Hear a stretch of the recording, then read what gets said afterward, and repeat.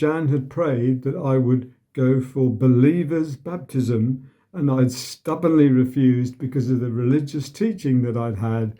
And so I just said, God, you need to do it miraculously. When I found this booklet, Believe and Be Baptized, on the wet grass at Stowmarket, beside the main road that leads to factories, here are the things that are just amazing that prove it was a miracle. The book had to be given to someone who was a non-believer, because if they'd believed in Jesus, they'd have kept it.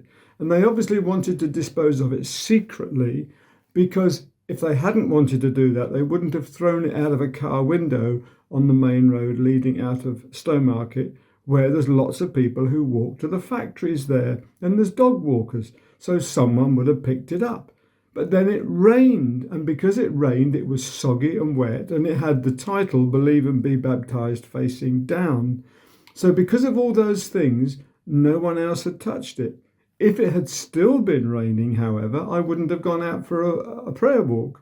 So you've got all these things, and the Lord must have directed me to that particular place that day, which, may I remind you, was the next day after I'd said to the Lord, you need to tell me miraculously. And for any of you who might say, well, that's just coincidence, that's an awful lot of things to be a coincidence. But my other thought is, perhaps it was easier for the Lord to send an angel with the book. Either way, it was a mighty miracle. And my response was, yes, I want to be baptized in the baptismal site on the river.